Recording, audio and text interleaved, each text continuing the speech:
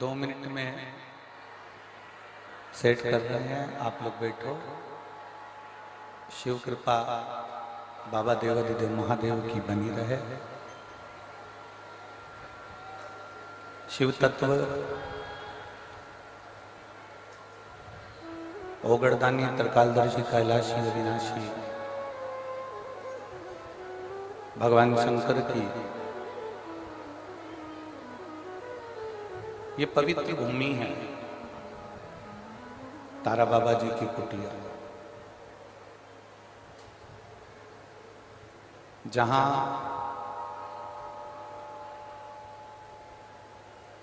कहते हैं जिस भूमि पर संत साधु गुरुजन तपस्वी जन साधक उपासक जिस धरा पर बैठकर भगवान देवादिदेव महादेव की आराधना करें, जिस धरा पर बैठकर भगवान शिव की अखंड जाप हो रहा हो, जहां बैठकर भगवान शंकर का नित्य पूजन अभिषेक हो रहा हो, वो भूमि कोई साधारण सी नहीं होती। जिस तारा बाबा की कुटिया में बैठकर आप और हम शिव महापुराण की कथा को श्रवण कर रहे हैं, भगवान शंकर की कथा को सुन रहे हैं, ये तारा बाबा की जो कुटिया है, यहाँ बाबा जी ने बैठकर अपनी अविरल भक्ति को प्राप्त किया। एक संत का जो जन्म होता है, एक संत का जो जन्म पृथ्वी पर होता है, उसका जो अवतरण होता है, उसको जो जन्म मिलता है, उसका पूरा जन्म, संत का जन्म कभी भी संत के लिए नहीं होता।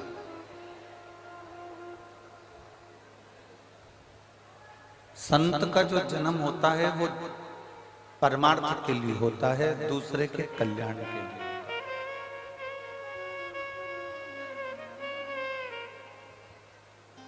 इस भूमि पर तारा बाबा जी की कुटिया में बैठकर आप और हम कथा को श्रवण कर रहे हैं, तो ये स्मरण रहे आपका। किसी भी गुरु, सदगुरु, संत, महात्मा, जोगी, सन्यासी, तपस्वी, साधक, उपासक, कोई शिव भक्त, कोई भगवान की आराधना करने वाला, कोई उपासना करने वाला, यदि जन्मा है तो उसका जन्म केवल उसके खुद के लिए नहीं है, उसके स्वयं के लिए उसका जन्म नहीं है।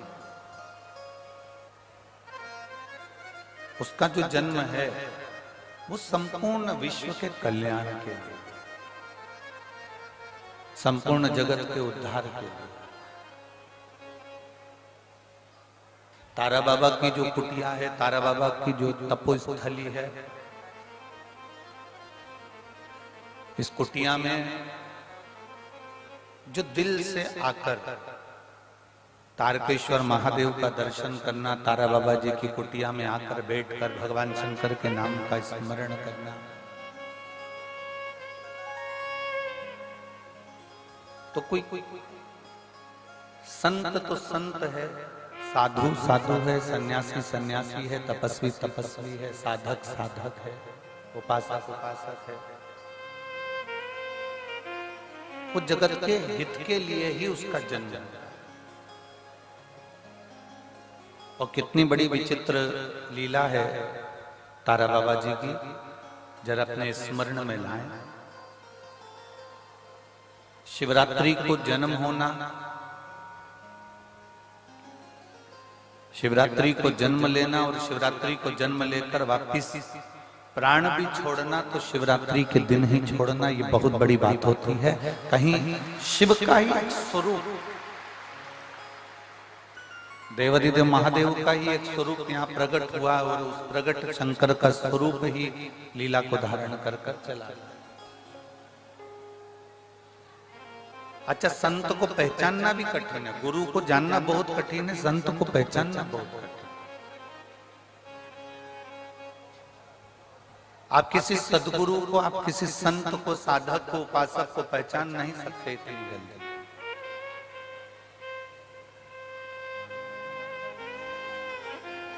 बिहारी बाबा यहाँ रहे, तारा बाबा यहाँ रहे, बिहारी बाबा रहे, तारा बाबा रहे, या जो भी संत यहाँ रहे होंगे, आप इतने सिरसा वाले यहाँ रहते होंगे। कई लोग तो बावरा कह देते हैं, कई लोग कमली कह देते हैं, कई लोग पागल कह देते हैं, कई लोग कह देते हैं कि ये तो हाउ पड़े रहते होंगे। उसको पहचानना कठिन है।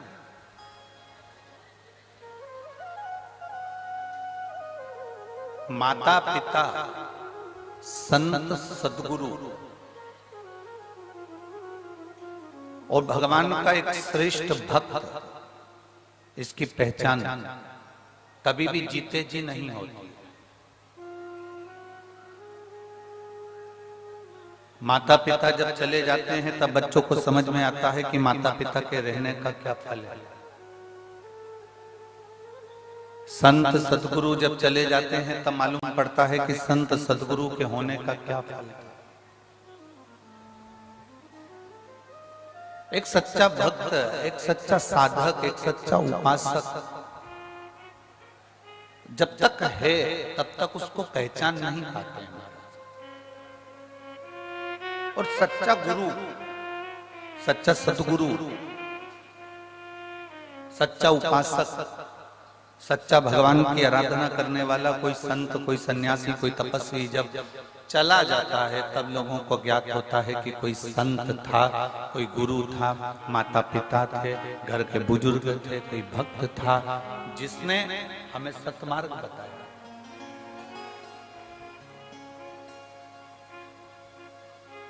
आप जो शिव महापुराण की कथा श्रवण करने के लिए बैठे हो, इसका नाम श्री गुरु शिव पुराण की कथा का स्मरण कराया।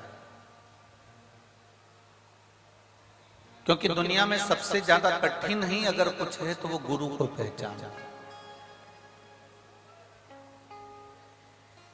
संत और बसंत ये दोनों एक ऐसे हैं, संत आते हैं तो भी आपकी दिनचर्या बदल जाती है। संत आते हैं तो आपका जीवन बदल जाता है। जैसे बसंत आता है, जैसे बसंत आया तो बसंत आने पर प्रकृति बदल जाती है, उसी तरह संत के आने पर आपका और हमारा जीवन बदल जाता है। आपकी और हमारी दिनचर्या बदल जाती है।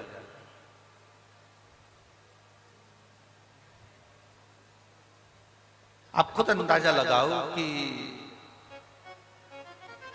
आप क्या 2 बजे से 5 बजे तक यहाँ आके बैठ जाते हो रोज?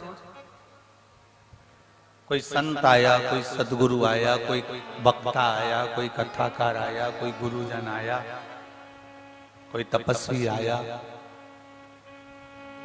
तो आप 2 बजे से 5 बजे तक यहाँ बैठे हो। वरना कोई बैठता? मतलब कोई संत आया तो आपने अपनी दिनचर्या को बदल दिया, कोई सदगुरु आया तो आपने अपनी दिनचर्या को बदल दिया, कोई तपस्वी आया, कोई साधक आया तो आपने अपनी दिनचर्या को बदल दिया। वरना हमारा वही की वही क्रम था, सवेरे उठना, मुंह धोना, चाय पीना, नाश्ता करना और अपने काम में लग जाना, भोजन ग्रहण कर लेना, भोजन पा लेना, अपने काम धंधे से चले गए, अपने कार्य पर निकल गए, फिर वापिस दुकान धंधे पानी से आए, फिर वही भोजन करा और फिर विश्राम कर।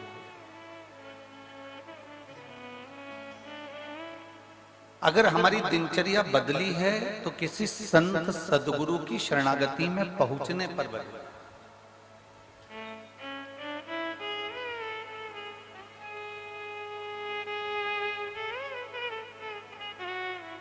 दो चीजें, जैसे इस कथा को श्रवण करने के लिए जैसे आप बैठे हो, वैसे ही विधायक महोदय श्री गोपाल जी कांडा जी बैठे हैं, पूर्व गृह राज्य मंत्री हरियाणा शासन।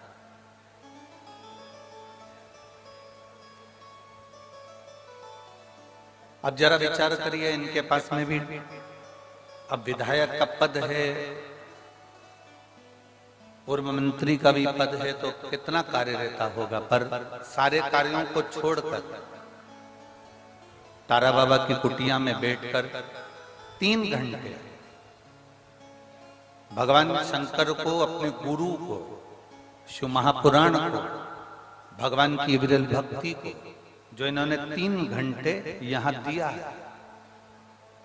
अब लोगों को लगता है कि हमारा समय हमने दिया, हमारा समय हमने दिया, हमारा समय हमने दिया। और शिव महापुराण की कथा कहती है, तुमने जो 3 घंटे भोलेनाथ जी को दिए हैं वो एक डायरी में लिख कर रखना। जो तुमने तारा बाबा को 3 घंटे दिए हैं, अपने गुरु को, शिव पुराण को जो 3 घंटे दिए हैं, वो 3 घंटे तुम्हारे व्यर्थ नहीं जाए।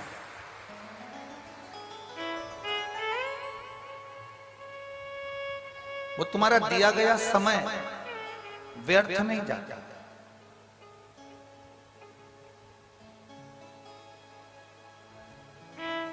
जिससे प्रेम करो ना, उससे धन की चाह नहीं होती है। जिससे प्रेम करो ना, उससे गाड़ी और बंगले की चाह नहीं होती है। जिससे प्रेम करो ना, उससे मोबाइल के बैलेंस की चाह नहीं होती है। जिससे प्रेम करो, उससे एप्पल के मोबाइल की चाह नहीं होती है। जिससे प्रेम करो, उससे चाउमीन खाने की चाह नहीं होती है। जिससे प्रेम करो, उससे पानी पूरी खाने की चाह नहीं होती है। जिससे प्रेम करो, उससे बस एक चाह रहती है कि थोड़ा तो समय दिया करो मुझको, आपके लिए हूं और मैं आपके लिए, थोड़ा तो समय। जिससे प्रेम होता है बस समय की चाह करती है। पत्नी पति से कह देती, क्या ये फालतू का लफड़ा लगा कर रखा, दिन भर दिल्ली जाना, नोएडा जाना, यहाँ जाना, वहां जाना, वहां जाना। कम से कम हम आपसे प्रेम करते हैं, थोड़ा समय तो दिया करो। बोलो जी, क्यों सही बात है कि गलत? जम के बोलो जरा, सही है ना? एक पत्नी पति से कहती है मुझे समय दो, पति पत्नी से कहता है समय दो, पति अपने धंधे से कहता है, धंधा कहता है, बिजनेस कहता है तुम मुझे समय दो। बोलो, बिजनेस कहता है कि नहीं कहता? समय दोगे तो मैं कमाई कराऊंगा, समय नहीं दोगे तो मैं कमाई। अर्थात तुम्हें बिजनेस से प्रेम करना पड़ेगा। प्रेम करोगे तो समय दोगे। सुबह 9 बजे से जाके दुकान पे बैठोगे, रात को 10 बजे तक आओगे, मतलब तुमने काम से प्रेम किया। अब तुमने काम से प्रेम किया तो काम ने तुमको धन दिया। पत्नी से तुमने प्रेम करा तो पत्नी ने भी तुमको इसने बस प्रेम की 2 बोल दिए, नहीं तो जगदम्बा रोज धड़धड़ाती थी। प्रेम जो तुमने दिया, प्रेम तुमने अगर प्रदान किया, प्रेम में सबसे कीमती है, प्रेम की सबसे बड़ी कीमत है, प्रेम की सबसे बड़ी कीमती दौलत है उसका समय। और जिससे प्रेम होता है ना, उसके पास तुम 4 घंटे भी बैठ जाओ ना, समय कम ही पड़ जाता है। प्रेम की कीमत ही सबसे बड़ा समय।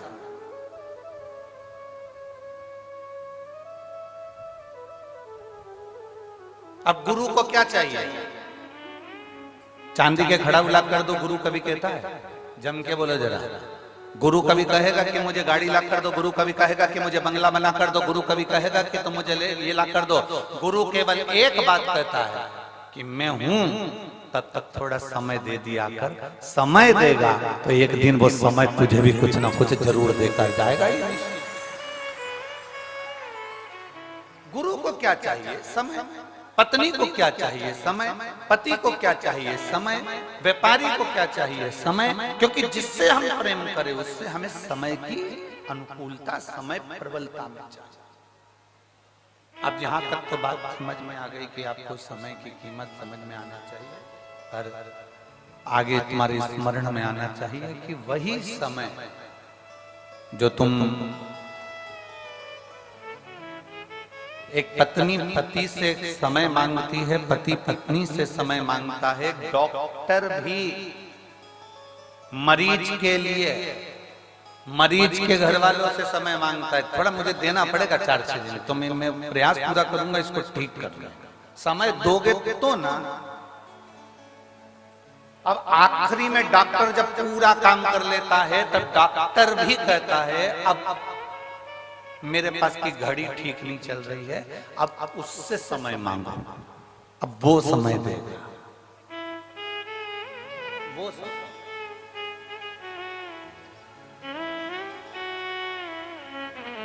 और अब उससे प्रार्थना करी, उससे निवेदन करा, उससे विनती करी, उससे चाकरी करी। तो जब हम उससे प्रार्थना करें, उससे विनती करें, तो उसने भी अपने खाते खोल कर देखा, डायरी निकाली भोलेनाथ जी ने, और डायरी निकाल कर देखा, जरा देखो तो राम बाबू को देखो, राम बाबू को इसने शंकर जी को कितना समय दिया था, देखो जरा। तो इन्होंने कहा साहब वो सिरसा में कथा चल रही थी तारा बाबा की कुटिया में, तो ये 2 घंटे पहले तो कथा में आ गया था और 3 घंटे की कथा सुनी, और 3 घंटे की कथा में भी 2-4 आधा घंटा तो इसने यूं ही निकाल दिया घूमने फिरने में। तो इसका आधा घंटा तो काट दो, और बाकी का जितना समय बचा है एक काम करो, इसने शिव की कथा में समय दिया, गुरु की सेवा में समय दिया, परमात्मा की सेवा में समय दिया, शिव पुराण में समय दिया, इसलिए इसकी अंत घड़ी में भी इसका समय बढ़ा दिया जाए, इसको लेकर समय दिया। फिर वो कल वाली बात आ गई, अंत समय प्रभु आना पड़ेगा, वचन दिया तो निभाना पड़ेगा, आए ना आए प्रभु कुटुंब कबीला, अंत समय प्रभु आना पड़ेगा, वचन दिया तो निभाना पड़ेगा, और अंत समय प्रभु आना पड़ेगा। तुमने समय दिया तो सामने वाले ने समय,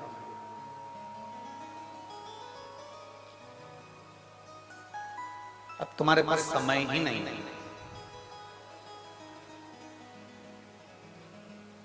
कल हमें गोविंद जी सुना रहे थे,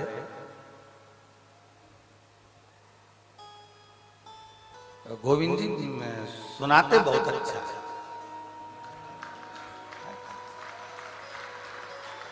देखना गोविंद जी, हम कथाकारों पर भी कृपा करना, सुनाते बड़ा अच्छा। तो कह रहे थे गुरु जी से एक बात सुनाऊं मैं आपको, मैंने कहा सुना। बहुत अब जो सुनाता है उसको सुनाने वाले मिल जाए तो और अच्छा ना है।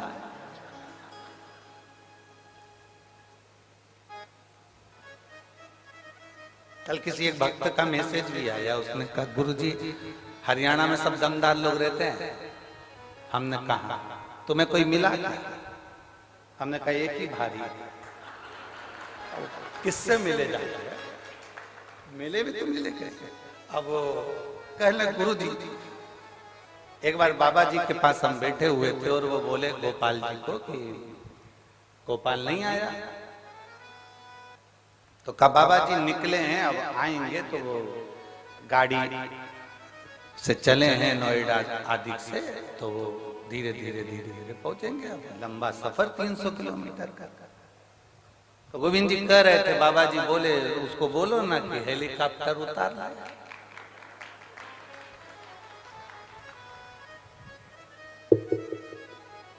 ये गुरु के शब्द नहीं है, गुरु का जो तप है, गुरु की जो साधना है,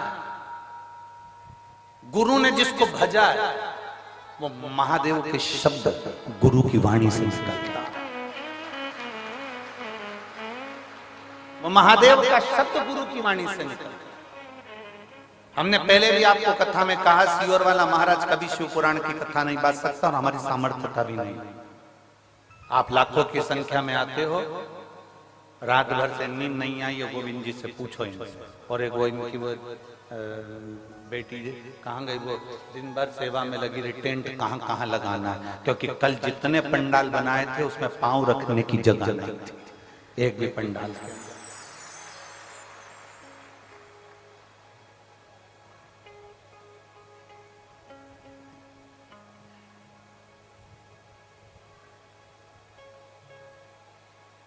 अब 2024 की कथा है, 24 कैरेट सोने की कथा है, सहज नहीं है।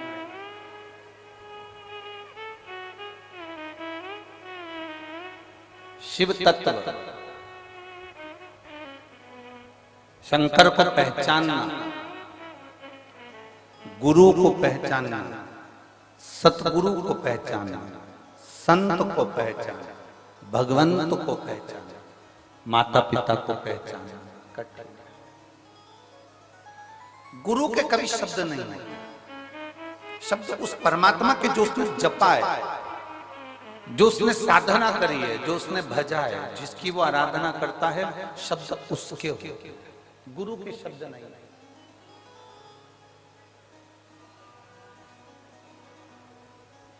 गुरु कोई वाणी नहीं बोलता, गुरु के शब्दों में परमात्मा के शब्द जुड़े हुए।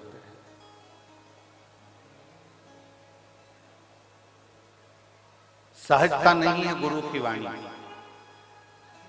आप तारा बाबा जी की कुटिया में बैठकर अगर कथा को सुन रहे हैं, शिव महापुराण की कथा को धारण कर रहे हैं, हमने एक बार पहले कथा में कहा था,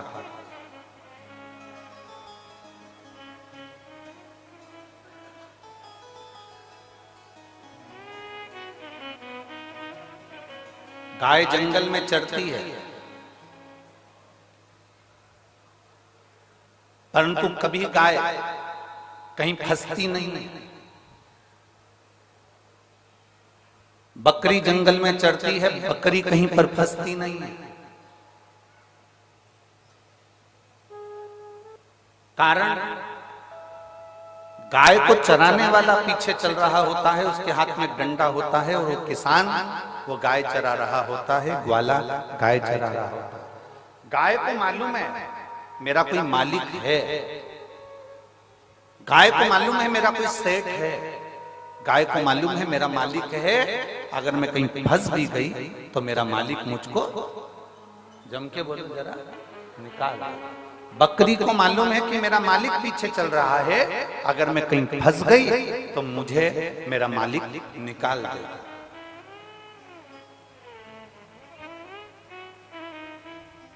बकरी को मालूम है कि मेरा मालिक मुझे निकाल देगा, भेड़ को मालूम है कि मेरा मालिक मुझे निकाल देगा, ऊंट को मालूम है कि मेरा मालिक मुझे निकाल देगा, घोड़े को मालूम है कि मेरा मालिक मुझे निकाल देगा।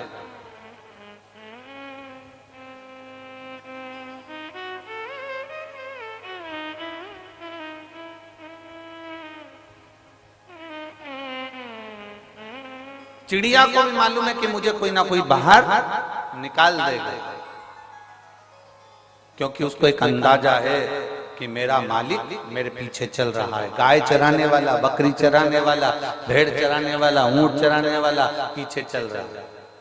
उसको मालूम है ये मैं अगर फंस गया कीचड़ में, अगर मैं कहीं फंस गया, उलझ गया, तो मुझे कोई ना कोई निकालेगा, मुझे कोई ना कोई निकालेगा, ये पक्का। मेरा मालिक मुझे निकालेगा, ये पक्का। जब गाय ये विचार कर कर चलती है कि मैं फंसूंगी तो मेरा मालिक मुझे निकाल देगा, बस वही अंदाजा, वही सोच, वही वृत्ति, वही मन तुम्हारा होना चाहिए। तुम जब जब उलझो तब तक तुम दूसरों को मत पुकारना, तुम्हें ये अंदाजा होना चाहिए कि मेरा मालिक मेरे साथ चल रहा है, मुझे निकाला। मेरा गुरु मेरे साथ है, मेरा शिव मेरे साथ है, मेरा शंकर मेरे साथ है, मेरा ओघड़ी मेरे साथ है, मेरा शंभू मेरे साथ। और जब शिव हमारे साथ में है, हमारा शंभू जब हमारे साथ में है, तो फिर क्या सोच, क्या विचार।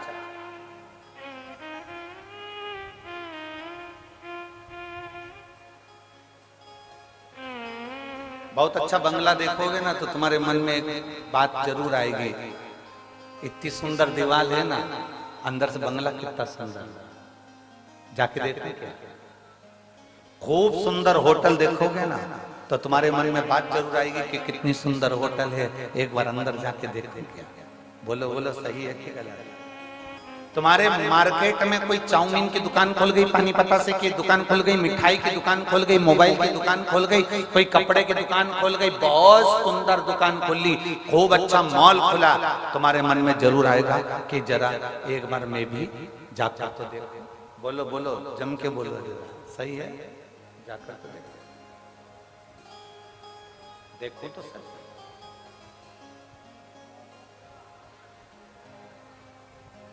सुंदर कपड़े की दुकान तुम्हारे मन में आया कि मैं जाकर देखूं।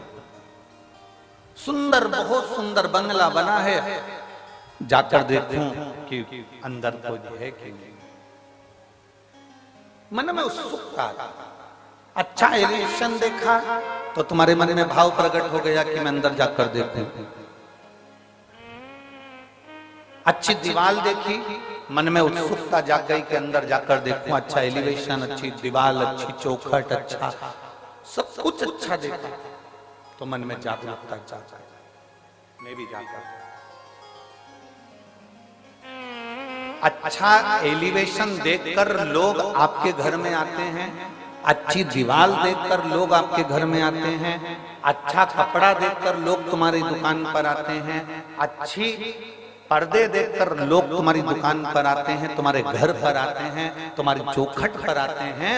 जैसे अच्छी एलिवेशन, अच्छी दुकान, अच्छा कपड़ा, अच्छा मोबाइल, अच्छा किराना देखकर दुनिया के लोग आपकी दुकान में और आपके घर में आते हैं, उसी तरह मेरा महादेव तुम्हारा घर अच्छा देखकर नहीं, तुम्हारा कपड़ा अच्छा देखकर नहीं, मेरा महादेव तुम्हारा दिल अच्छा देखकर तुम्हारे घर में प्रवेश कर। मेरा महादेव कभी भी ये देखकर नहीं आया कि तुम्हारा मकान कितना बड़ा है, मेरा महादेव ये देखकर नहीं आया कि तुम्हारा घर कितना बड़ा है, मेरा महादेव ये देखकर नहीं आया कि तुम्हारे पास में संपदा कितनी है, मेरा महादेव केवल ये देखकर आया कि तुम्हारी चित्त वृत्ति में शिव की भक्ति कितनी है। और शंभो शरणे पड़ी मांगू घड़ी रे घड़ी, दुख काटो दया करीने दर्शन आपो। शंभो शरणे पड़ी मांगू घड़ी रे घड़ी, दुख काटो दया करीने दर्शन। शिव कभी नहीं देखा कि तुम्हारे संपदा कितनी, दौलत कितनी, धन कितनी, वैभव कितना, सत्ता कितनी, गाड़ी कितनी। शंकर भगवान ने तो केवल एक चीज देखी है कि तेरा दिल कितना बड़ा है, तेरा मन, तेरी चित्त वृत्ति, तेरा व्यवहार कितना उच्च है। शंकर को तुम्हारी दौलत से, शंकर को तुम्हारे वैभव से, शंकर को तुम्हारे धन से कोई प्रीति नहीं, कोई प्रीति नहीं।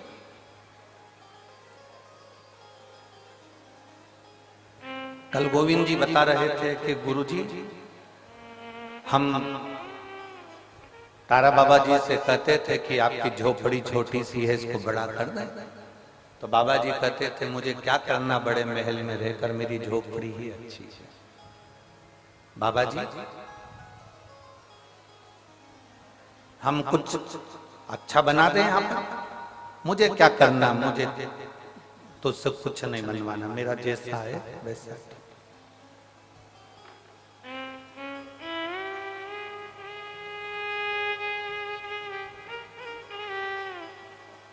क्योंकि बाबा जी को एक बात मालूम थी,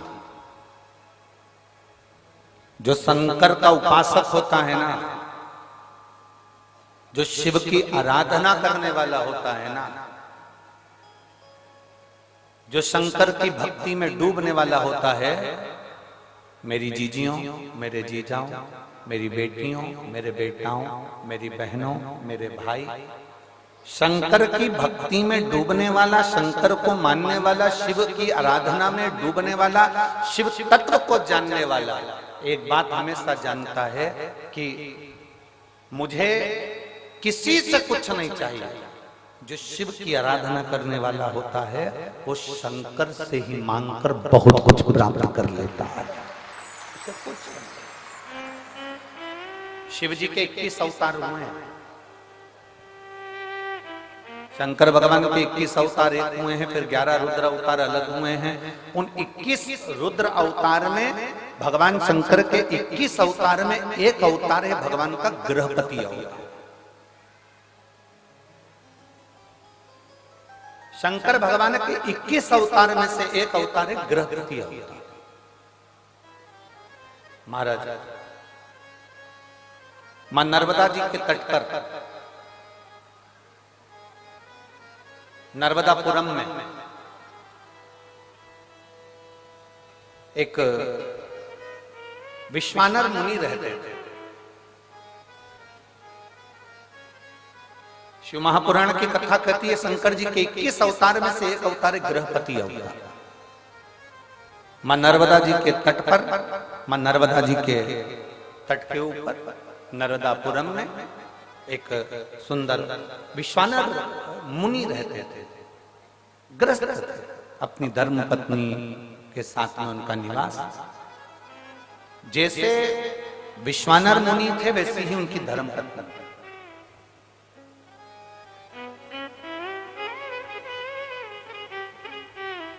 बहुत कम घर होते हैं जिन घरों में अगर पति धर्मात्मा है तो पत्नी धर्मात्मा हो, पत्नी धर्मात्मा हो तो पति धर्मात्मा हो। बहुत कम। सोचे जाओ तो नहीं होता। हमने अभी अभी यहाँ भटिंडा की कथा में एक बात कही थी, पंजाब में भटिंडा में कथा में करने आए थे, तब हमने बोला था अमिताभ का बेटा अमिताभ जैसा नहीं होता। हुआ क्या? जम के बोलो। सचिन तेंदुलकर का बेटा सचिन तेंदुलकर जैसा नहीं हो सकता। हुआ क्या? जम के बोलो जरा। नहीं।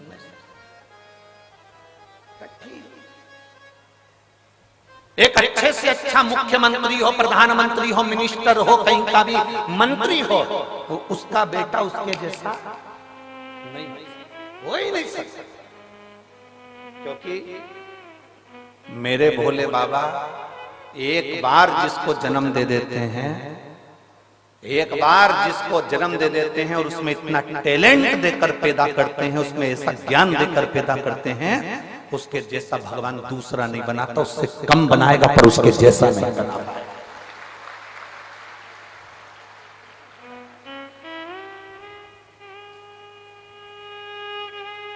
अमिताभ के पास में, अमिताभ बच्चन जी के पास में जो टैलेंट होगा वो उनके बच्चे के पास में नहीं हो पाएगा। सचिन तेंदुलकर के पास में जो टैलेंट होगा वो उनके बच्चे के पास में नहीं हो पाएगा।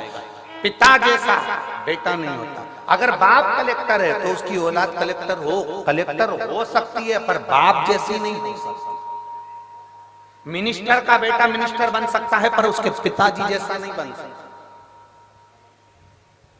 कठिन है। एक शिक्षक का बेटा शिक्षक बन सकता है पर उसके जैसा नहीं बन सकता उसके पिताजी। सास अपने 4 बेटों की शादी कर दे, 4 बहुओं को लिया, पर सास सोचे कि तेरी जैसी आ जाए तो नहीं आ सकती, तू ओल्ड इज गोल्ड है। कहा तेरे जैसा है, तेरे बराबर कोई नहीं आ सकता। तो तुम अपने से क्यों किसी को होड़ कर रहे हो? मेरी बहू मेरे जैसी आना चाहिए, मेरी बहू जितना मैं काम करूं वैसी आना चाहिए, मैं जितनी सुबह से उठती हूँ मेरी बहू उतनी उठने वाली आना चाहिए। अरे माँ, अमिताभ का छोरा अमिताभ जैसा नहीं बना, सचिन का छोरा सचिन जैसा नहीं बना, तो तेरी बहू तेरे जैसी कैसी बन सकती है? तुझे तो भगवान ने खुद आनंद में बनाया है। कहाँ सोच कर बैठे, क्या विचार लेकर बैठे? मेरी बहू मेरे जैसी होना चाहिए। मैं 4 घंटे काम करूं तो मेरी बहू भी 4 घंटे काम करे, मैं 10 घंटे काम करूं तो मेरी बहू भी 10 घंटे काम करे। नहीं हो सकता, कभी नहीं हो सकता। इसलिए जो नहीं हो सकता उसको छोड़ो और लड़ना बंद करो। भगवान से प्रार्थना करो, जैसी भेजी चंद्र घंटा बहुत अच्छी। उसमें क्या है? तुम ज्यादा सुधारने का प्रयास करोगे, वो नवरात्रि में काल रात्रि बन जाएगी। क्या मतलब? फिर तुम्हें सुबह शाम रोज आरती करना पड़ेगी उसकी। और तुम क्या बहू की आरती करोगे? बहू तुम्हारी कर करके तुम क्या करोगे? बहुत। इसलिए हमें किसी के जैसा नहीं बनना। शिव महापुराण की कथा कहती है, देवादिदेव महादेव का चरित्र कहता है, तुम्हें किसी के जैसे नहीं बनना। अपने अंदर भगवान ने जिस जिसको जन्म दिया पृथ्वी पर, भगवान शंकर जिसको पैदा करते हैं उसको कुछ ना कुछ हुनर देकर पैदा करते हैं। आपके अंदर कोई ना कोई हुनर जरूर है। आप किसी के जैसे मत बनो, अपने हुनर को अपनी मेहनत से प्रकट करो। दुनिया तुम्हारे जैसा बनना चाहेगी, ये पक्का। पर माताएं पीछे पकड़ के बैठती है, उनको देख ले उनके जैसे बन जा, उनको देख ले उनके जैसे बन जा, तेरी मौसी के छोरे को देख ले मौसी के छोरे जैसा बन जा, बुआ के छोरे को देख ले बुआ के छोरे जैसा बन जा। अब तुम बुआ के छोरे जैसे बनाने में लगे हो, और महादेव को रोज एक लोटा वो जल चढ़ा रहा है, और महादेव सोच कर बैठे हैं कि बुआ के छोरे जैसा मत बनना, बुआ के छोरे से भी उज्जवल बनाकर बताऊंगा तेरे को, बस तेरी मेहनत करना, तेरा कर्म करना, तेरी लगन लगा कर बैठना, तेरी मेहनत करते रहना, तुझे उससे भी उज्जवल बनाकर छोड़ूंगा मैं, तो चिंता मत कर। और तुम लगी हो उसके जैसा बन जा, उसके जैसा बन जा। रोज सास अपनी बहू को ज्ञान देती रहती है, उनकी बहू कितनी अच्छी, उनकी बहू कितनी अच्छी। सास को एक बात समझ लेना चाहिए, दूर के ढोल सुहाव। एक बार उस बहू के पाले तो पड़, उसको लेके एक बार बद्रीनाथ घूमने चले जा, मालूम पड़ जाएगा। पेंटिंग पेंटिंग की दुकान 4 दिन तक निकले ना बाबा। हमें लग रहा है अच्छी है।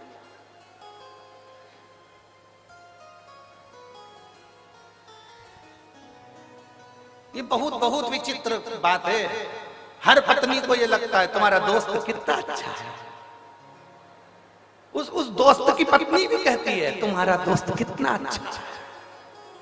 बस ये दोनों की भ्रम का है। उसको लग रहा है कि भैया जी अच्छे हैं, उनकी पत्नी को लग रहा है भैया जी अच्छे हैं। अब उनको क्या मालूम कि दोनों ही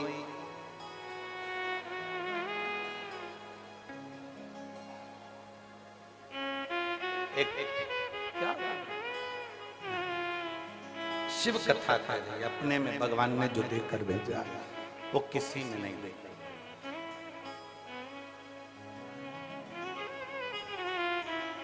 और दया की ना हो जो आदर तुम्हारी, तो सोनी रे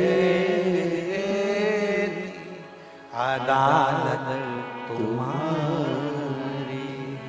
गरीबों के दिल में जगह तुम न पाते, तो किस दिल में होती इबादत तुम्हारी, तो किस दिल में होती इबादत तुम्हारी।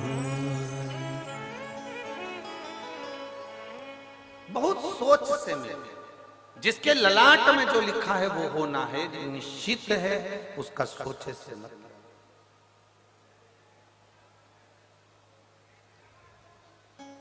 यहाँ जितनी माताएं बैठी हैं ना, अपने बेटे के लिए अच्छे से अच्छी बहू ढूंढने का प्रयास करती हैं, बेटी के लिए अच्छे से अच्छा दामाद ढूंढने का प्रयास करती हैं। जितनी बेटे, ऐसी कोई माता नहीं होगी जो रोज भगवान के मंदिर में जाके अपनी बहू के लिए छोरा नहीं मांगती होगी, पोता नहीं मांगती होगी। कोई नहीं कहता कि पोती दे दे, पर भगवान ने जो सोच कर रखा है वो दे दे तुम्हारे सोचे से। वो कहते हैं भोले बाबा अमर वरदान दे दो, भोले बाबा अमर वरदान दे दो। जैसी बेटी है दामाद दे दो, जैसी बेटी है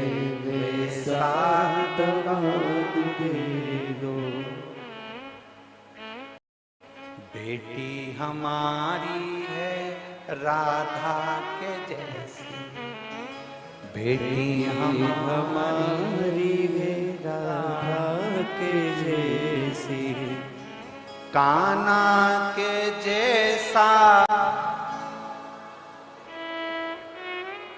कान्हा के जैसा दामाद दे दो, जैसी बेटी है वैसा दामाद दे दो। भोले बाबा अमर वरदान दे दो, जैसी बेटी है वैसा दामाद दे दो। बेटी हमारी है लक्ष्मी के जैसी, बेटी हमारी है लक्ष्मी के जैसी, नारायण जैसा दामाद दे दो, नारायण जैसा दामाद दे दो, जैसी बेटी है वैसा दामाद दे दो, जैसी बेटी है वैसा दामाद दे दो। भोले बाबा अमर वरदान दे दो, भोले बाबा सदा वरदान दे दो, जैसी बेटी है वैसी। बेटी हमारी है गोरा के जैसी, बेटी हमारी है गोरा के जैसी, आप जैसा ही हमको दामाद दे दो, आप जैसा ही हमको दामाद दे दो, जैसी बेटी है वैसा दामाद दे दो, जैसी बेटी है वैसा दामाद दे दो। भोले बाबा अमर वरदान दे दो, भोले बाबा अमर वरदान दे दो, जैसी बेटी है वैसा दामाद, जैसी बेटी है वैसा दामाद दे दो। और मान लो मिल भी गए ए सिरसा वाली जीजियों, हरियो हरियाणा वाली मेरी जीजियों मिल गए, कितनी आस, कितनी आस और कितनी खुश होती हो अच्छा दामाद मिल जाए। बोलो बोलो जम के बोलो, जम के बोलो जरा, खुश होती हो कि नहीं होती हो? ऐसा दामाद मिला, भगवान की कृपा है, पड़ोसन से जाके कि ये सब दामाद मिला, मेरी बेटी को रोज घुमाने ले जाता, इतना बढ़िया दामाद मिला, मेरी बेटी के मुंह से निकला और उसने सामान मान के दिया। ऐसा दामाद मिला है, मेरी बेटी कुछ कहती हो तुरंत मान लेता है। ऐसा दामाद मिला है, मेरी बेटी को हर 2-4 महीने में मायके लेकर आता है। ऐसा दामाद मिला। अब जैसा तुमने मांगा था ऐसा दामाद दे दो, तुम्हारी बेटी को वैसा पति मिल गया। जैसा तुमने मांगा था उसी तरह तुम्हारी बहू की मां ने भी ऐसा ही मांगा था। तुम्हारी बहू की मां ने भी ऐसे मांगा था, ऐसा बेटा देना, ऐसा बेटा देना। अब तुम्हारी बेटी का पति घुमाने ले जाए तो अच्छा, तुम्हारी बेटी का पति तुम्हारी बेटी को चाउमीन खिलाने ले जाए अच्छा, तुम्हारी बेटी का पति तुम्हारी बेटी को सोने के जेवर पहनाए तो अच्छा, तुम्हारी बेटी का पति उसको ले जाकर मायके घुमा कर लाए तो अच्छा। और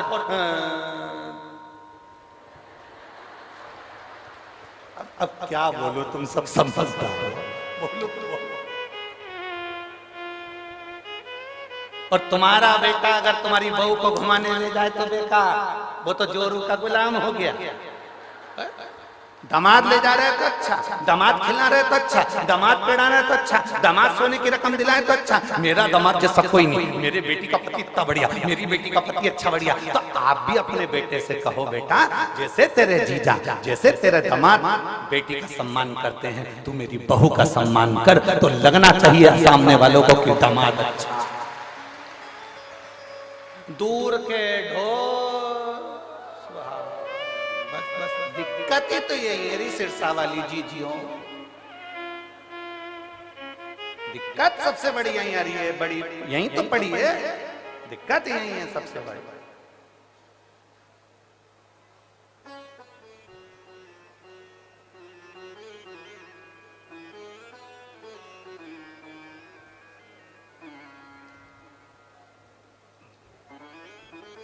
हमें दिक्कत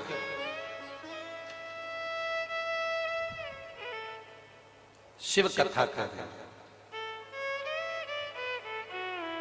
विश्वानर मुनि की धर्म पत्नी भगवान की भक्त थी। शिव जी की आराधना करना, भगवान शंकर की भक्ति करना। विश्वानर मुनि स्वयं शिव की आराधना में डूबने वाले। इनका एक नियम बड़ा पक्का था, प्रतिदिन शिवलिंग का निर्माण करना, पूजन करना, विसर्जन करना। और जिस दिन शिवलिंग का निर्माण नहीं कर पाते थे, जिस दिन शंकर भगवान के शिवलिंग की आराधना नहीं कर पाते थे, जिस दिन भगवान शंकर के शिवलिंग का पूजन नहीं कर पाते थे, उस दिन एक बेलपत्री का दान देते थे। कितनी बेलपत्री? एक। शिव पुराण पढ़ी है आप लोगों ने? हमारी बात पे भरोसा मत करना, बिल्कुल भी। सीवर वाले महाराज पे बिल्कुल भरोसा मत करो, रत्ती भर भी। गीता प्रेस गोरखपुर की शिव पुराण खरीद के लाओ, उसको पढ़ो। सीवर वाला महाराज झूठ तो नहीं बोल रहा है, पढ़ो। कुमार खंड निकालो, उमा खंड निकालो, शिव महापुराण का कुमार खंड, उमा खंड निकाल कर पढ़ो, जिसके अंतर्गत लिखा हुआ है एक बेलपत्री का दान किसके बराबर होता है। तो कहा 1.25 मन सोने के सिंहासन पर शालिग्राम जी की मूर्ति को बिठाकर सोने का श्रृंगार कर कर किसी ब्राह्मण को दान दिया जाता है, उससे 1000 गुना दान बड़ा एक बेलपत्री का दान के बराबर। हम पर भरोसा मत करना, कहीं सीवर वाला महाराज झूठ तो नहीं बोल दिया, इसलिए शिव पुराण उठाकर पढ़ो। गीता प्रेस गोरखपुर की शिव पुराण को लाओ, पढ़ो और अध्ययन करो। अध्ययन करने पर तुम्हें मिलेगा कि शालिग्राम भगवान की शिला को सोने के सिंहासन पर बिठाकर, सोने और हीरे से सजाकर जो दान करने का पुण्य मिलता है, वो पुण्य केवल एक बेलपत्री के दान से मिल जाता है। केवल एक बेलपत्री में वो बल होता है। और अच्छे से समझ लें, शंकर जी पे चढ़ी हुई बेलपत्र, मान लो तुम्हारे पास में बेलपत्र नहीं, मान लो तुम्हारे पास में बेलपत्र नहीं। अब तुम्हारे पास बेलपत्र नहीं है, शिव जी के मंदिर में गई हो, शंकर के शिवालय में गई हो, देवाधिदेव महादेव के शिवालय में पहुंची हो, शिवालय में शंकर के शिवलिंग पर जो बेलपत्र चढ़ी होती है, उस बेलपत्र को उठाकर पानी से धोकर वापिस चढ़ा देने का फल क्या होता है, वो भी शिव महापुराण में जरूर पढ़िए। तारा बाबा की कुटिया में कथा चल रही है और श्री गुरु शिव पुराण चल रही है, जरा ध्यान से सुनना इसको, बहुत सावधानी से। जितने बाहर के पंडालों में भक्त बैठे और जितने आस्था चैनल पर सुन रहे हैं, जितने फेसबुक यूट्यूब पर सुन रहे हैं, जितने रोड पर बैठकर कथा सुन रहे हैं, जहां जहां आवाज जा रही है, जहां बैठकर कथा सुन रहे हैं, बहुत सावधानी से कथा का स्मरण करिएगा। एक बेलपत्री का दान शालिग्राम भगवान के सोने के सिंहासन पर बैठकर दान करने के बराबर है। शंकर भगवान के शिवलिंग पर चढ़ी हुई बेलपत्र को धोकर वापिस शंकर भगवान के शिवलिंग पर चढ़ाने का जो पुण्य है, कहा भारत की भूमि पर 26,000 जो पवित्र नदियां बनी हैं, उन नदियों में आप स्नान कर कर आएंगे और चारों धामों का दर्शन, 12 ज्योतिर्लिंग का दर्शन, आप सारी सप्तपुरियों का दर्शन कर कर आएंगे। उसका जो पुण्य फल होगा, एक बेलपत्री को शंकर पर से उठाकर मिलाकर वापिस शंकर को चढ़ाने का ये फल हमें तुरंत प्राप्त हो जाता है। केवल एक बेलपत्री को उठाकर धोकर चढ़ा देंगे, ये फल प्राप्त हो।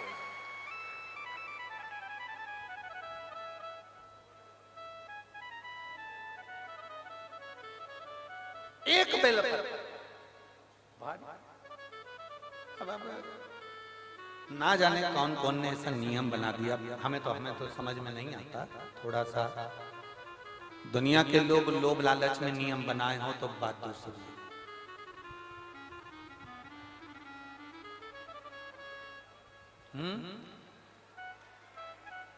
पीछे आवाज नहीं जा रही है,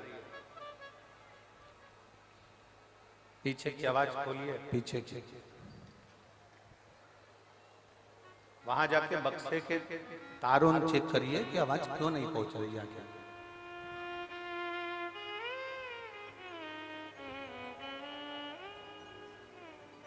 ना जाने कौन कौन ऐसा नियम बना दिया, हमारे पुराण में नहीं है। फिर निवेदन करेंगे, बहुत सावधानी से सुनिएगा कथा। लोगों को थोड़ा बुरा लग सकता है हमारी कथा, तो वो तो लगता रहता है, उसमें स्मरण ना। किसी पुराण के अंदर यह नहीं लिखा कि चांदी की बेलपत्र बनाकर भगवान शंकर को समर्पित करो। ठीक है, समझ में आ रही है ना बात?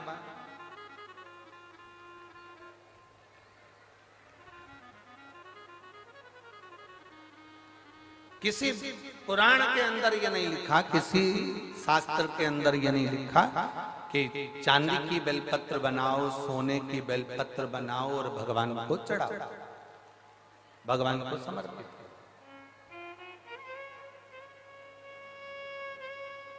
ये हमारे यहां कहीं कहीं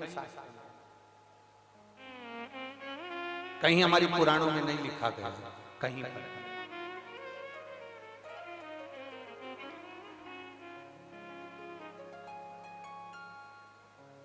शंभु शरणे पड़ी मांगो घड़ी रे घड़ी, दुख काटो दया करी मैं दर्शन आपो। शंभु शरणे पड़ी मांगो घड़ी रे घड़ी, दुख काटो दया करी मैं दर्शन आपो। शंभो शरण पड़ी मांगो घड़ी रे घड़ी, दुख काटो दया करी। अब किसी ने एक नया नियम बनाया, चांदी की बेलपत्र शंकर जी को चढ़ाना, सोने की बेलपत्र शिव जी को चढ़ाना। ये हमारे शिव महापुराण के एक भी 24,000 श्लोक में से एक भी श्लोक में कहीं चांदी और सोने की बेलपत्र का प्रसंग नहीं है। किसी को जरूरत पड़ने लगी होगी चांदी की बेलपत्र की तो उसने चढ़वा दी होगी, किसी को सोने की बेलपत्र की जरूरत पड़ी होगी तो उसने चढ़ा दी। वो अपना प्रसंग अपनी जगह। सोने की बेलपत्र क्या कोई साधारण सा शिव भक्त चढ़ा सकता है? जम के बोलो जरा। चांदी की बेलपत्र कोई साधारण सा शिव भक्त चढ़ा सकता है क्या? अगर चांदी और सोने की बेलपत्र का नियम आया है तो फिर तांबे पीतल की क्यों नहीं आया? एल्युमिनियम की क्यों नहीं आया? कपड़े की बेलपत्र का क्यों नहीं आया? कागज की बेलपत्र का नियम क्यों नहीं आया? आया तो सोने और चांदी की बेलपत्र का नियम आया। ये हमारे शास्त्र के हिसाब से, ये हमारे शिव पुराण के हिसाब से बिल्कुल नहीं। दूसरे को देखकर कभी मत विचार करना। कई लोग उज्जैन महाकाल का दर्शन करने जाते हैं, कई लोग ओमकारेश्वर का दर्शन करने जाते हैं, कई लोग विश्वनाथ जी का दर्शन करने जाते हैं, तो वहां डलिया मिलती है फूल पत्ती की, तो उसमें एक चांदी की बेलपत्र भी रख देते हैं कि ये चांदी की बेलपत्र वो चढ़ाएंगे और आपको दे देंगे, तो आप वो चांदी की बेलपत्र ले जाके अपनी अपनी तिजोरी में, अलमारी में, अपने अपने घर में रख लेना ना।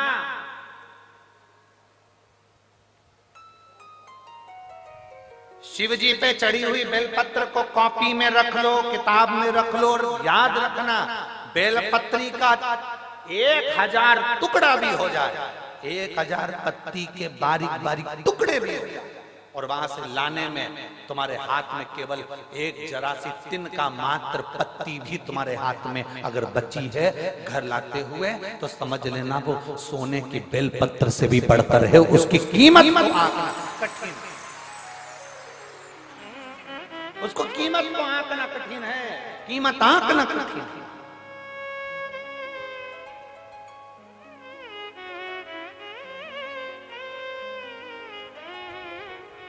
एक बेलपत्री की कीमत को कौन आंक सकता है बाबा, समझे? ये किसी ने एक फाइल भेजी है जिसमें इस व्यक्ति को जो बीमारी हुई है वो लाखों में किसी एक को होती है, जिसके अंदर उसके शरीर की नसें चौक होती चली जाती है, शरीर काम करना बंद कर देता है, आखिरी में वो व्यक्ति का पूरा शरीर, जिभ्या, कान, गला लुप्त होकर पड़ जाता है, हाथ पैर सब ढीले पड़ जाते हैं, शरीर पूरा काम करना बंद कर देता है, उस शरीर में कोई ऊर्जा नहीं रहती, केवल प्राण चलते हैं, और भगवान से लोग प्रार्थना करते हैं कि तो प्राण छूट जाए तो अच्छा, इतना बड़ा शरीर उठाकर कौन कहां लेकर जाए, जो हिल नहीं सकता, जा नहीं सकता, एक बीमारी जिसको डिस्टेमिया कहते हैं, ऐसी बीमारी इस व्यक्ति को हो गई थी, जिसने पूरी डॉक्टर की रिपोर्टें और पूरे चीजें लगाई है उस व्यक्ति ने, और अपनी पूरी, पहले आप फोटो देखिए उस व्यक्ति का जो पड़ा हुआ है, जो एलईडी वाले हैं वो एलईडी पर दिखाएंगे, आस्था चैनल वाले आस्था चैनल पर दिखाएंगे, जिस व्यक्ति का शरीर, हाथ, पैर, गर्दन कुछ भी काम नहीं करता था, केवल पड़ा रहता, उसका कोई शरीर काम नहीं करता, कोई शरीर उसका कार्य नहीं करता।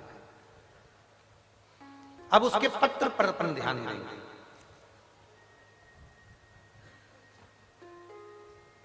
मेरा नाम अजय कुमार मेहता है, मैं फतेहाबाद हरियाणा का निवासी हूं, कहीं बैठे हो तो हाथ हिला सकते हैं,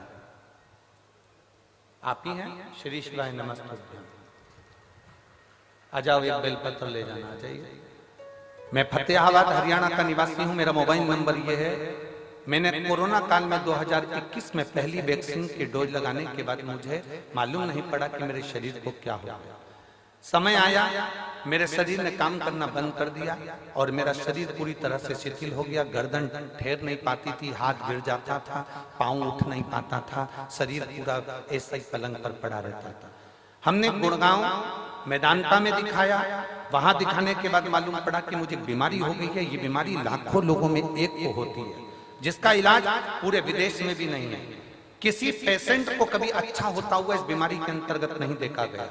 लगभग इस बीमारी में एक इंजेक्शन लगता है, पर वो भी मुझे लॉक नहीं कर रहा था। बार बार हम डॉक्टर को दिखाने गए, हमने विदेश तक में जाकर इसकी जांच कराई, पर इसका कोई हल नहीं निकला। ये बीमारी जैसी की जैसे थी, एक इंजेक्शन लगवाते थोड़ा सा आराम मिलता, फिर वैसे ही हो जाते। गर्दन ठेरती नहीं, हाथ ठेरता नहीं, पांव ठेरता नहीं। इलाज करते करते थक गए। तब मेरी धर्मपत्नी और उसकी मित्र निधि खन्ना ने उसको आपके बारे में कथा का वर्णन किया। तब मेरी पत्नी ने कथा को सुनना प्रारंभ करा और शिव महापुराण की कथा आस्था चैनल पर सुनी। आप कहते हो आसन लगाकर कथा सुनने का फल क्या होता है, मैं बताता हूं। जिस पांव और हाथ से मैं काम नहीं कर पाता था, जिस गर्दन को मैं उठा नहीं सकता था, आज बाबा की कृपा से मुझे ठीक होने में केवल शिव की कृपा थी। डॉक्टरों ने कह दिया था इस बीमारी का कोई हल नहीं है, कोई इलाज नहीं है। हम कई बार विदेशों पर गए पर कोई हल नहीं निकला। तब आखिरी में पशुपतिनाथ का व्रत शिव जी पे चढ़ाया गया, 1 लोटा जल और 1 बेलपत्र ने ऐसा कमाल करा कि डॉक्टर को जब फोन लगाते थे तो डॉक्टर सोचते थे कि ये इंजेक्शन लगवाने आएगा। हमने दूसरी बार डॉक्टर को फोन लगाकर कहा, डॉक्टर साहब ने पूछा क्या हुआ, तबीयत ज्यादा तो नहीं हो गई? तो हमने कहा अब हम पूरी तरह से ठीक हो गए हैं। कैसे? आश्चर्य की बात है, डॉक्टर भी आश्चर्य में था विदेश का, जिसने कहा कि ये हो ही नहीं सकता, ये बीमारी कभी ठीक नहीं हो सकती। तो डॉक्टर भी आश्चर्य में पड़ गया जब हम चलने फिरने लगे और अपनी गर्दन भी ठहरने लगी। हम बाबा की कृपा से ठीक हैं, हमारा फोटो भी लगा रहे हैं और हम कथा के मंडप में भी आए। आइए, श्री शिवाय नमस्ते।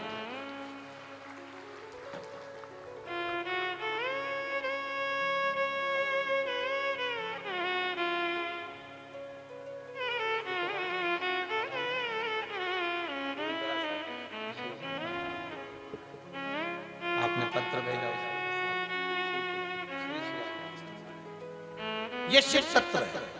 जो व्यक्ति पलंग पर से नहीं उठता था, जिसका शरीर काम नहीं करता, लाखों में किसी एक को वो बीमारी हो जाती है जिसमें शरीर पूरा तरह से चोक हो जाता है। कई बच्चे ऐसे पड़े हुए हैं, हम उनकी माताओं से निवेदन करेंगे, आपको किसी के पास कहां तक लेकर जाओगे? डॉक्टर को दिखाओ, जांचें कराओ, डॉक्टर बोले वो दवाई खिलाओ, एक्सरसाइज कराओ, सब कुछ डॉक्टर के हिसाब से करो, पर एक बेलपत्र और एक शिवजी पर चढ़ा हुआ जल कुंदकेश्वर महादेव के नाम से जरूर खाना प्रारंभ करो। मेरा देवाधिदेव महादेव साथ जरूर निश्चित।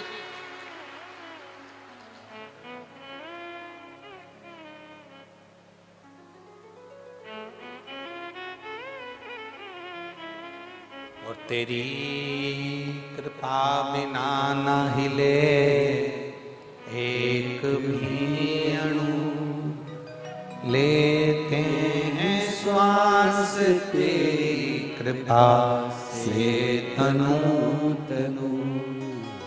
हे गंगाधार मुक्ति द्वार ओमकार तू, भोले ओमकार तू, आयो शरण तिहारी शंभु तार तार तू। बखान क्या करूं मैं राखों के ढेर का, चपटी भभूत में खजाना कुबेर का। हे गंगाधार मुक्ति द्वार ओमकार तू, भोले ओमकार तू, आयो शरण तिहारी शंभु तार तार। शिव है सोने की बेलपत्री जो काम नहीं करती, चांदी की बेलपत्री जो काम नहीं करती, हीरे पन्ने की बेलपत्री जो काम नहीं करती, वो एक वृक्ष पर से तोड़ी हुई बेलपत्र वो काम करती। भ्रम में मत पड़ना, भ्रमित मत होना।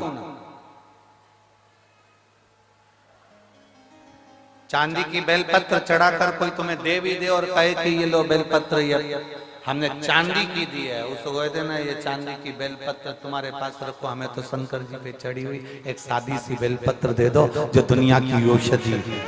बहुत बहुत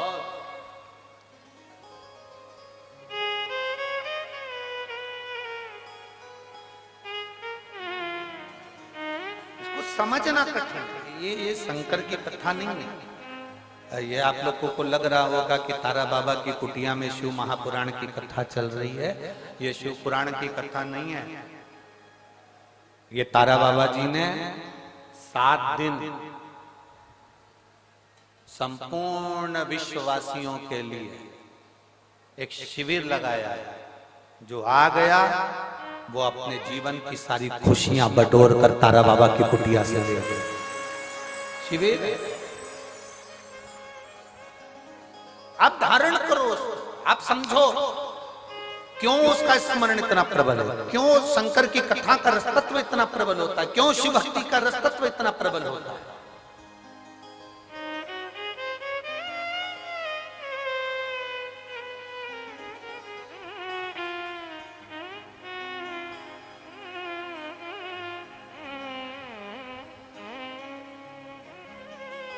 कल कोई कह रहे थे, हम सुबह सुबह जब मॉर्निंग वॉक में घूम रहे थे, सुबह 5 साढ़े 5 बजे का समय होगा, वो जो बाउंसर लोग लगे हैं ना, तो वो कह रहे थे गुरुजी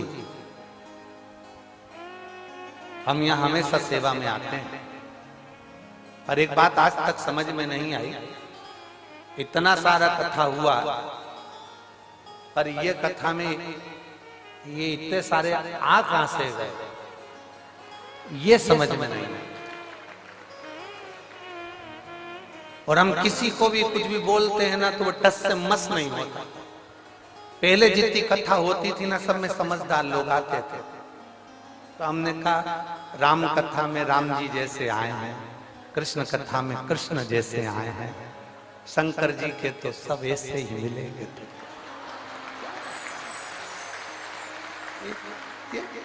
हटने को तैयार नहीं होते। गुरु जी शिव पुराण में ऐसा क्या है?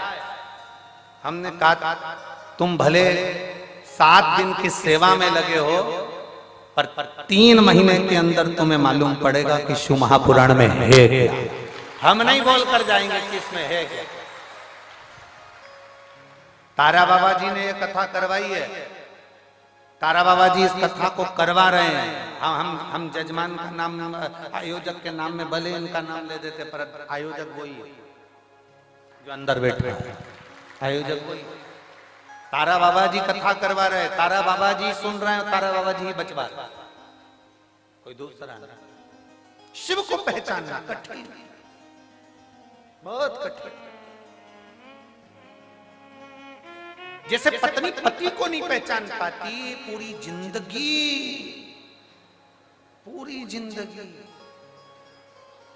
नहीं पहचान पाती। एक पति पत्नी गार्डन में घूम रहे थे, गार्डन में घूमते घूमते सामने से कुत्ता आ गया। कुत्ता पति पत्नी की ओर बढ़ रहा था, पति को डर लगा, पत्नी ने पति का हाथ जम के पकड़ लिया, ये कुत्ता मुझे खा जाएगा।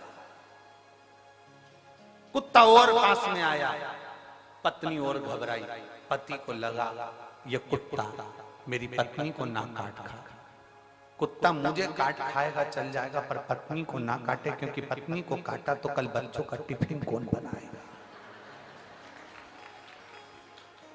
बच्चों को स्कूल कौन पहुंचाएगा। कुत्ता मुझे काट खाए पर पत्नी को ना काटे। कुत्ता और आगे बढ़ा, पति घबरा गया, पति घबराया, कहीं कुत्ता मेरी पत्नी को ना काट ले, तो पति ने तुरंत पत्नी को अपनी गोदी में उठा लिया। तुरंत पत्नी को गोदी में उठाया, कुत्ता भाग गया। कुत्ता भागा, इसने पत्नी को नीचे उतारा, पत्नी चिल्ला के दौड़ी, तुम्हारे जैसा बेवकूफ आदमी कहीं नहीं देखा। दुनिया के लोग कुत्ते को भगाने के लिए पत्थर उठाते, तुमने मुझे उठा लिया। कौन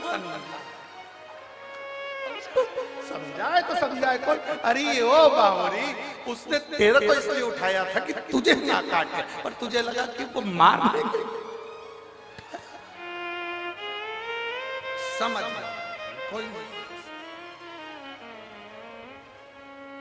सबसे कठिन काम है, बहुत कठिन, कुछ नहीं कठिन।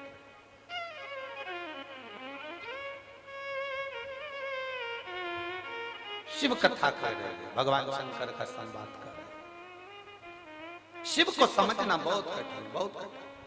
कौन समझा भगवान देवादिदेव महादेव को? जो समझ गया वो शिव जैसा हो गया, जो नहीं समझा वो ना समझ पाया। जिसने शंकर भगवान को, वो बच्चे ने पूछा शिव पुराण में ऐसा क्या है, हमने एक ही बात कही, शिव महापुराण की कथा कोई साधारण नहीं है। आप सुन रहे हो, सुनो, 3 महीने के अंदर मालूम पड़ेगा कि तुमने जो सेवा करी भले तुम्हारे कान में पहुंची कि ना पहुंची, पर तुमने शिव पुराण की जो सेवा करी उसका फल क्या होता है वो 3 महीने में मालूम पड़ता है। ये इतने पत्र जो आप लोग लिखकर भेज रहे हैं, हमारे पास तो समय ही नहीं रहता कि हम इसको पढ़े, इतना समय नहीं रहता। 2-4 पत्र हमने पढ़ लिए तो पढ़ लिए, बाकी के नीचे बड़े पढ़े। 2 दिन में इतने पत्र आए भी 7 दिन में ढेर लगे। या हम कोई लिखते नहीं है, हम आपको पहचानते भी नहीं। सिरसा में पहली बार आए हैं गोविंद जी, गोपाल जी, हमारा आना भी नहीं हो, कभी इधर से क्रॉस भी नहीं हो, पहली बार आना हुआ। हालांकि गोविंद जी तो बोले थे हमको जब हम बठिंडा आए थे कि आप एक बार यहाँ आओ, एक बार यहाँ पहुंचो, एक बार आओ, और हमारा आना ही नहीं। बहुत कट जब तक भोले बाबा बुलाता नहीं तो हम जाते भी नहीं। हमने पहले भी कहा, हमको गोविंद जी ने नहीं बुलाया, ना गोपाल जी ने बुलाया, अंदर बैठे हैं लंगोटी लगाकर, बाजू में पिछोड़ा रखकर, बड़े अलमस्त होकर बैठे। हम कल गए थे मामा, हमने उनसे बात भी करी, बुला लिया आपने, अलमस्त होकर बैठे। मस्त कथा का लाभ ले, पहचानना कठिन। शिव को जो जान गया वो दुनिया में सब कुछ है। एक पढ़ी लिखी गई एक पत्र देखिए,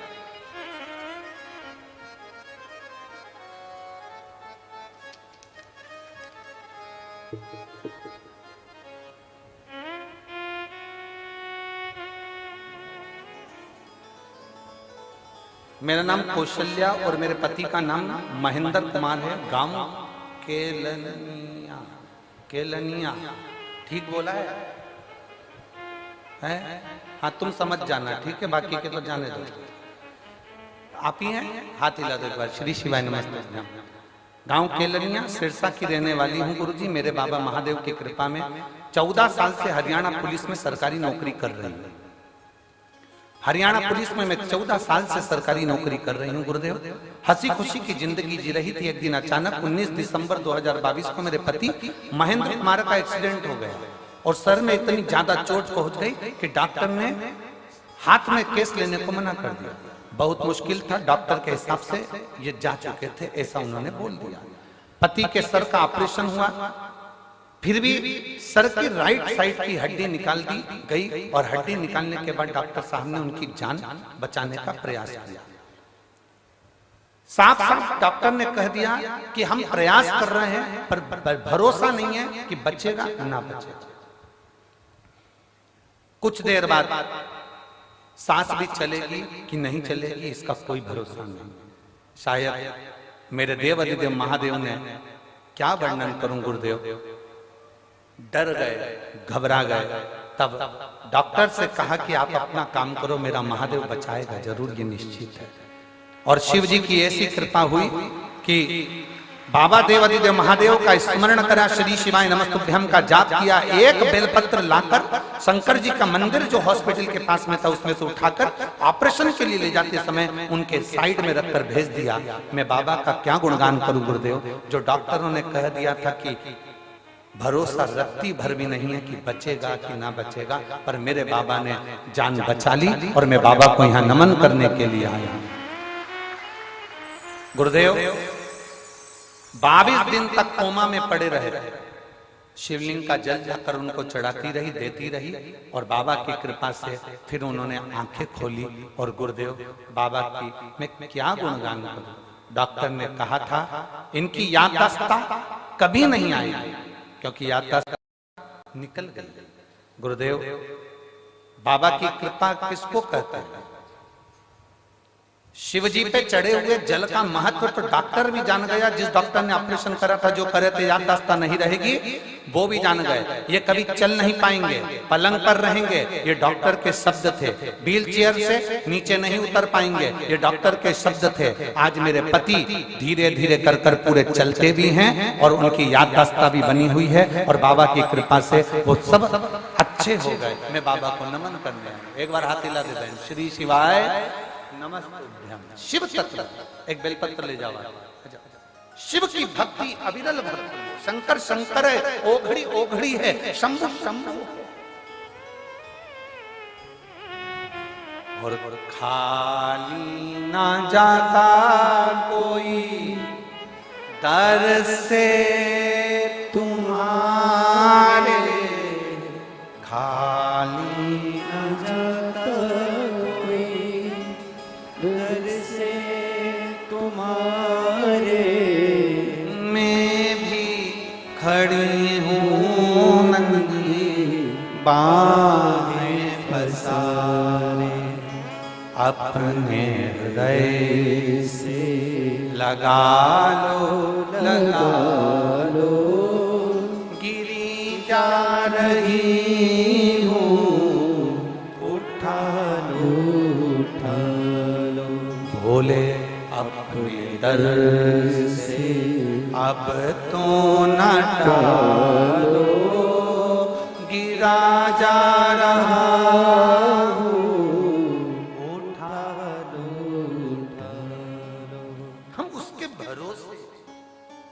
हम उसके विश्वास पर दड़ी रहे। ना सोचिए सोने की बेलपत्र में जो बल नहीं, चांदी की बेलपत्र में जो बल नहीं, वो शंकर भगवान की एक बेलपत्र में बल होता है।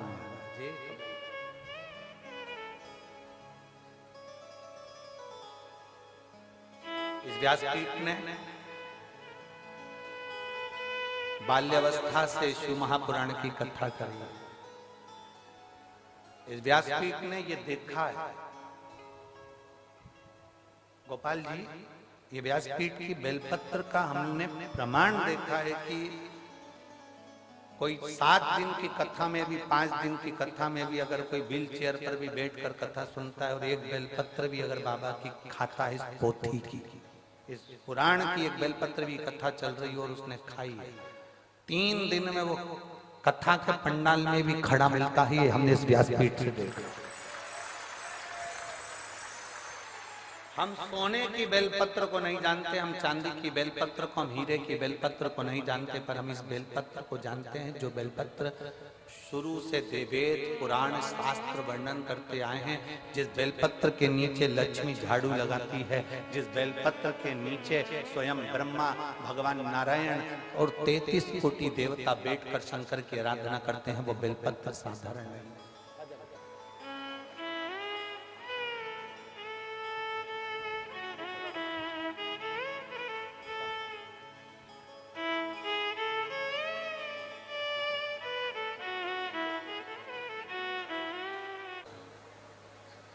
ना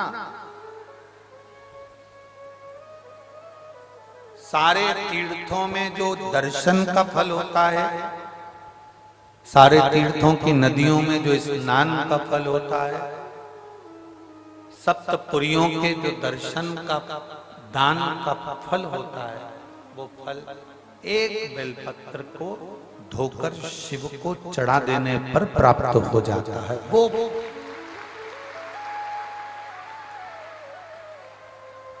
अब एक नया नियम लोगों ने लगा दिया, सावन महीना आता है, 1.25 लाख बेलपत्र चढ़ाओ, शंकर जी खुश हो जाएंगे।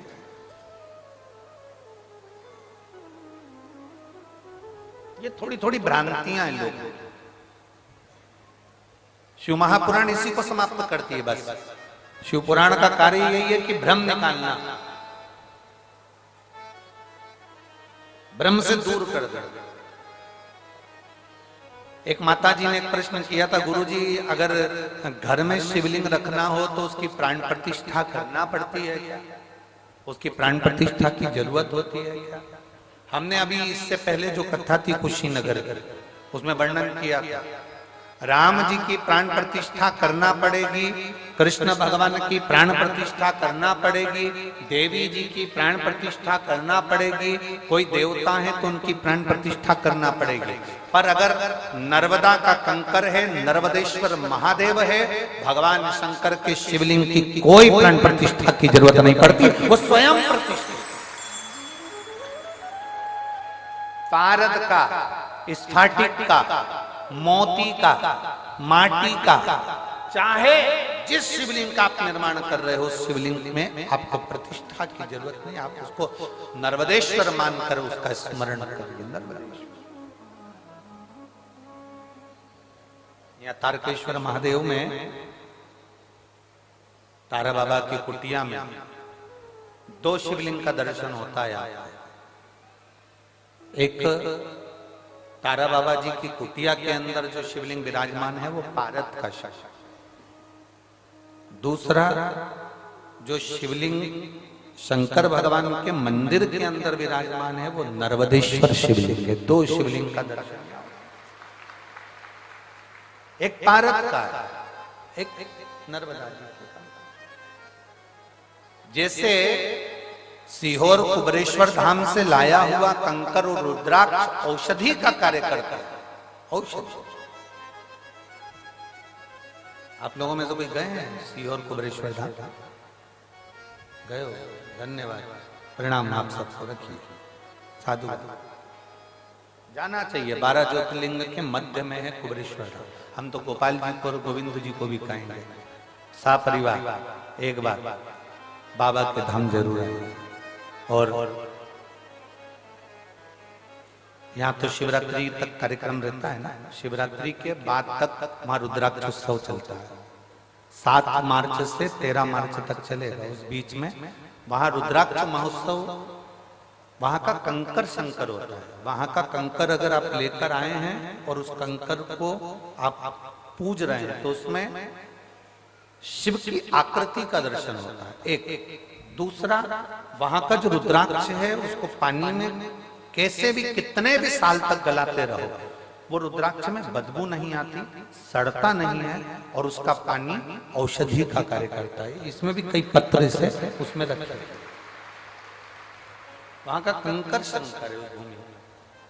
हम निवेदन करेंगे आप सबको भी कि आप भी 7 मार्च से 13 मार्च तक जो रुद्राक्ष उत्सव है बाबा के धाम में एक दिन की कथा जरूर सुनना चाहिए।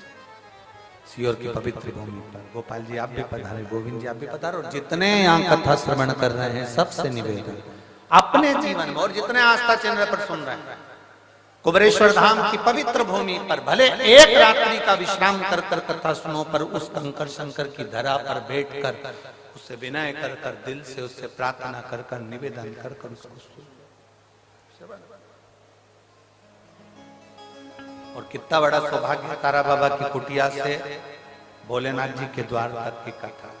यहाँ 2 मार्च तक कथा चलेगी, फिर यहाँ शिवरात्रि महोत्सव चालू हो जाता है, चलता है। यहाँ पर भी एक आनंद ही आनंद और वहां पर भी आनंद ही।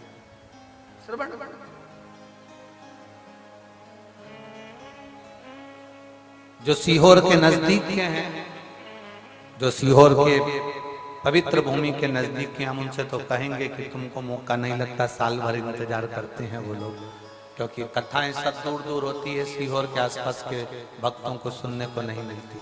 छोड़ना नहीं, कुबरेश्वर धाम की पवित्र भूमि पर बैठकर बाबा की कथा का रस तत्व ग्रहण। बेलपत्र को पहचानो।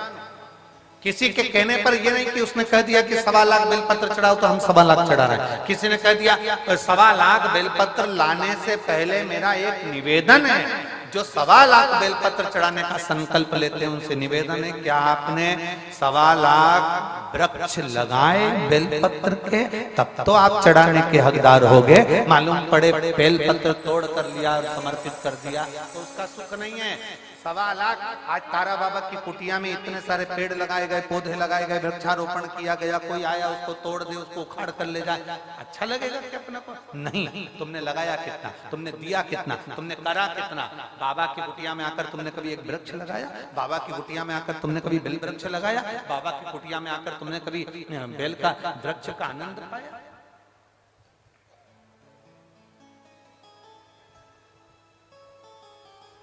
आज इस भूमि पर हम गोविंद जी से और हमारे मन में आया तो हम कह दें क्या गोपाल जी, अगर कर सको तो हम तो विनय कर सकते हैं।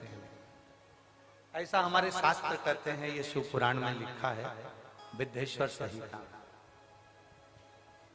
जहां पर बेलपत्री के 51 वृक्ष होते हैं, उन वृक्ष की, जैसे कहते हैं ब्रज में वाटिका होती है, अशोक वाटिका होती है, वो वाटिका हमारे यहाँ इसको बेल वाटिका कहते हैं। कहते हैं उस 51 वृक्ष की वाटिका में कोई बैठकर अगर एक बार भी अपने दिल की बात भगवान शंकर से कह देता है ना, तो उसको भोलेनाथ को 51 वृक्ष के संकल्प को पूरा करने के लिए 3 दिन के अंदर उसे पूरा करना ही पड़ता है। हमारा इतना सा निवेदन है गोविंद जी से और गोपाल जी से कि तारा बाबा की कुटिया में एक बेल वृक्ष की वाटिका होना चाहिए। ये हमारा केवल एक निवेदन है, और तारा बाबा ही ये निवेदन आप लोगों को आज्ञा दे रहे हो, तो हम तो ये कहेंगे कि आपके पास में जगह है तो कहीं 51 वृक्ष बेलपत्री के ऐसे लगाए जाएं, जिसके नीचे एक भाव के साथ बैठकर लोग अपनी माला का स्मरण करें, एक बार बाबा से विनती करें और बाबा उसको स्वीकार करे। ऐसे हमारा हम तो निवेदन कर सकते हैं। ये बाबा कृपा का गोविंद जी, इसको बाबा की आज्ञा मानकर करिएगा, तारा बाबा की, इसको गोपाल जी। बहुत कम मात्रा में कहीं कहीं बेल का वाटिका होती है, बेल वाटिका बहुत कम होती है। उसका कारण एक होता है, सबसे बड़ा कारण हम बता भी देते हैं। उसका कारण एक होता है, 4 बेलपत्री के वृक्ष आपने लगाए हैं, बड़े भी हो गए, आप बेलपत्री के वृक्ष के नीचे आराधना करने बैठोगे, धीरे धीरे आपकी तप साधना के कारण बस बेलपत्री का वृक्ष सूखने लगता है। अनुभव करना, आप अगर शिव पुराण की कथा सुन रहे हो तो आपने अनुभव करा होगा, आपके मोहल्ले में, आपके नगर में, आपके क्षेत्र में बेलपत्री के जो वृक्ष होंगे, आप अगर उसकी आराधना करना चालू करोगे, पूजन करना चालू करोगे, उसकी आराधना करना चालू करोगे, तो धीरे धीरे वो बेलपत्री का वृक्ष आपके ताप को हरता है, आपके पाप को हरता है। उसके कारण बस बेलपत्री का वृक्ष धीरे धीरे सूख जाता है। लोग कहते गुरुजी हमने तो बेलपत्री का वृक्ष हमारे यहाँ हरा भरा था, सूख गया, उसका कारण क्या? उसका केवल एक कारण है कि वो व्यक्ति के ताप को हरता है, व्यक्ति के पाप को। और आपने अनुभव करा है, किसी ने देखा है इसे कि जो बेलपत्री का वृक्ष हरा भरा है और कुछ दिन में वो सूख जाता है। हम पूजन कर रहे थे, आराधना कर रहे थे, क्यों सूखा किसी को नहीं मालूम। उसका कारण केवल एक था कि जो जाता था उसके नीचे बैठकर अपने पाप को हनन करता था, पाप हर लेता था। बेलपत्री का वृक्ष ताप हर लेता था, उसके कष्ट हर लेता था, उसका ताप और पाप जब हरता है। और यही क्रम तुलसी के पौधे में भी होता है। जब हमारे घर में, हमारे घर के दरवाजे पर जो तुलसी का पौधा लगा हुआ होता है, तुलसी के पौधा हमारे घर के दरवाजे पर होता है, जब कोई भी दुख आने वाला होता है, कोई हरकत होती है, सबसे पहले तुलसी का पौधा सूख जाता है। वो तुलसी का पौधा जो क्यारे में है वो सूख जाता है। कई घर ऐसे हैं जहां तुलसी का पौधा बार बार लगाया जाता है, बार बार सूख जाता है, फिर लगाओ फिर सूख जाता है। कार्तिक महीने में लगाने का प्रयास करते हैं, फिर सूख जाता है, ना जाने का ऐसे सूख जाता है। लोग पूछते हैं गुरुजी तुलसी का पौधा सूख गया, तुलसी का पौधा सूख गया। उसका कारण केवल तुलसी ताप हरती है, तुलसी पाप हरती है। बेलपत्र ताप हरता है, बेलपत्र पाप। अब विश्वानर मुनि के घर में संतान नहीं थी, पत्नी और पति दोनों धर्मात्मा थे। एक पुण्य करते थे, वो शंकर के शिवलिंग का निर्माण करते थे, पूजन करते थे। पूजन अगर नहीं कर पाते थे तो प्रदोष या शिवरात्रि, हर महीने प्रदोष आती है, हर महीने शिवरात्रि होती है, प्रत्येक महीने शिवरात्रि आती है, प्रत्येक महीने। जैसे तारा बाबा जी का जन्म माघ शिवरात्रि को हुआ और ज्योति में ज्योति विलीन फागुन शिवरात्रि पर। प्रत्येक महीने शिवरात्रि आती है, प्रत्येक। ऐसा कोई शिवरात्रि नहीं है जो हर महीने ना, प्रत्येक शिवरात्रि कुछ ना कुछ अच्छा करने के लिए।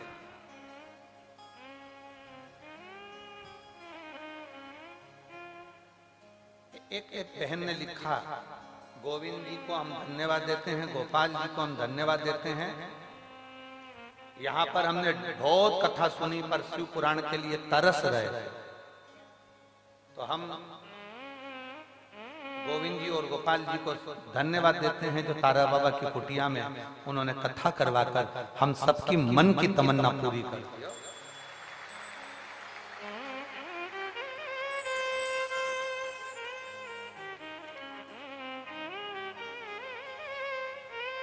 सावित्री देवी गांव चक्का, जिला गांव चक्का, चक्का ही है, गांव चक्का, जिला सिरसा से हूं।